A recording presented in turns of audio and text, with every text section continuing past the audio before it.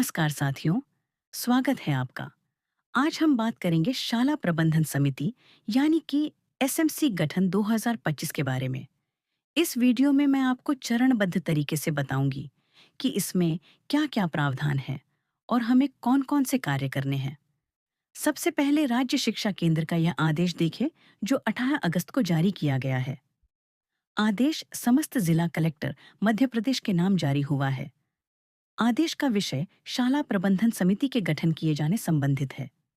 अब हम शाला प्रबंधन समिति और उसके निर्वाचन के बारे में 3 चरणों में समझे गए। प्रथम चरण में शाला प्रबंधन समिति की संरचना एवं निर्वाचन के बारे में, द्वितीय चरण में विभिन्न फॉर्म के बारे में, तीसरे चरण में निर्वाचन के दिन किए जाने वाले कार्यों के बारे में। तो चलिए अब हम प्रथम चरण की ओर चलते हैं। प्रथम चरण शाला प्रबंधन समिति की संरचना।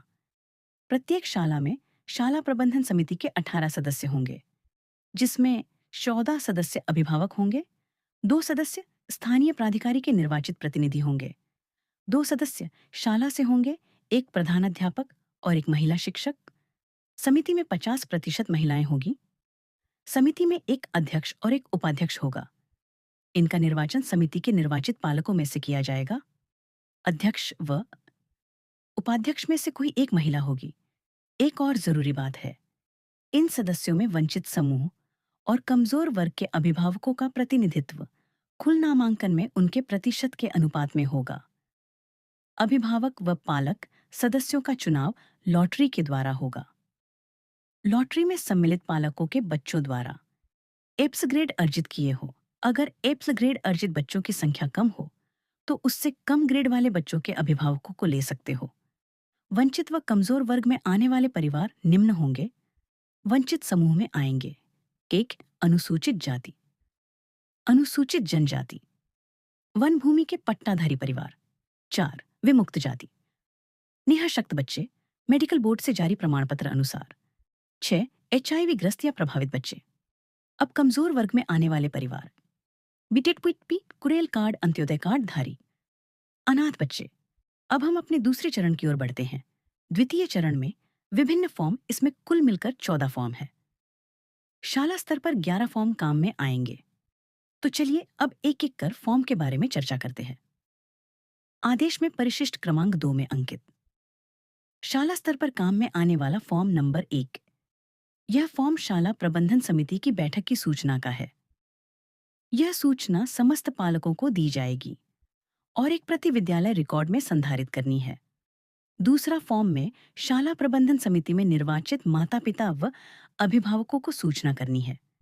तीसरा फॉर्म शाला जिस वार्ड में स्थित उनके पंच या पार्षद को सूचना है। जहां भी पंच या पार्षद का पद रिक्त है वहां पद की पूर्ति उपरांत यह कार्यवाही की जाएगी। चौथा फॉर्म शाला प्रबंधन समिति में एक महिला पार्षद सरपंच महोदय के मनोनयन किए जाने हेतु स्थानीय निकाय के माननीय महापौर बैरेम अध्यक्ष से सरपंच महोदय को भेजा जाएगा। यह फॉर्म 20/8/2025 तक भेजना है, जिससे यथासंभव 19/2/2025 तक उनके द्वारा मनोनयन किया जा सके।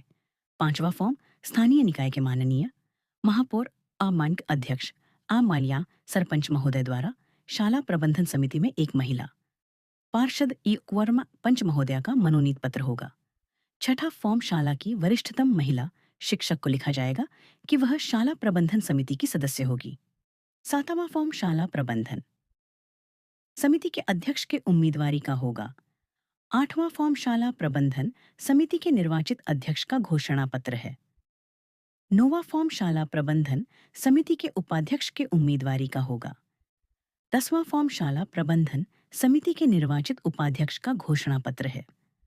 11वां फॉर्म शाला प्रबंधन समिति के गठन की जानकारी का होगा। इस फॉर्म की 3 प्रति बनेगी। एक प्रति शाला रिकॉर्ड में संधारित की जाएगी, दूसरी प्रति पर्यवेक्षक को दी जाएगी यदि नियुक्त हो तो, और तीसरी प्रति जन शिक्षा केंद्र को प्रेषित करनी होगी। अब हम अपने तीसरे चरण की ओर बढ़ते हैं। निर्वाचन के दिन किए जाने वाले कार्य। निर्वाचन के दिन की पूरी प्रक्रिया को 8 चरणों में विभाजित किया गया है। सबसे पहले शाला के प्रधानाध्यापक द्वारा शाला प्रबंधन समिति की संरचना और गठन की प्रक्रिया का वाचन करना इसके लिए समय 10 बजे से 10:30 बजे तक दिया गया है।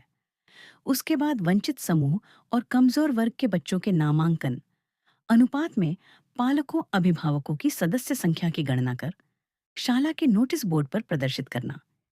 इसके लिए समय 10:30 से 11 बजे का दिया गया है। उसके उपरांत पुरुष एवं महिला पालक पोष अभिभावक सदस्यों का निर्वाचन, जिसका समय 11 बजे से लगाकर 11:30 बजे तक का है। अभिभावक सदस्यों का चयन हो जाए। उसके बाद शिक्षक मैथ्स अन्य सदस्यों का चयन किया जाएगा। यह 11:30 बजे से 11:40 तक किया जाएगा। उसके बाद चयनित पुरुष एवं महिला पालक अभिभावक सदस्यों के एवं शिक्षक व अन्य सदस्यों के नाम नोटिस बोर्ड पर प्रदर्शित करना, जिसके लिए समय 12 बजे तक का दिया है। इसके बाद एक मध्याह्न का ब्रेक होगा। इसके बाद अध्यक्ष का निर्वाचन होगा, जिसमें परिशिष्ट 7, जिसमें अध्यक्ष पद के लिए उम्मीदवारी का प्रारूप, और परिशिष्ट 8, जिसमें अध्यक्ष का घोषणा पत्र होगा। इसके लिए समय 2 बजे से 2:20 तक का रहेगा। इसके बाद ऐसे ही उपाध्यक्ष का चुनाव होगा, जिसमें परिशिष्ट 9 में उम्मीदवारी का प्रारूप होगा और परिशिष्ट 10 में उपाध्यक्ष घोषणा पत्र होगा। इसके लिए 2:40 तक का समय मिलेगा। इसके बाद समिति के गठन की सूचना देनी है और 3 बजे तक शाला प्रबंधन समिति के गठन का कार्य पूर्ण हो जाएगा। अंत में आपको परिशिष्ट 11 की 3 प्रति बना लेनी है। एक प्रति अगर आपकी शाला में कोई पर्यवेक्षक नियुक्त होता है तो उसे देनी है। एक 30 अगस्त तक जन शिक्षक को देनी है और एक प्रति शाला रिकॉर्ड में संधारित करके रखनी है। आशा है यह वीडियो आपको पसंद आया होगा। धन्यवाद।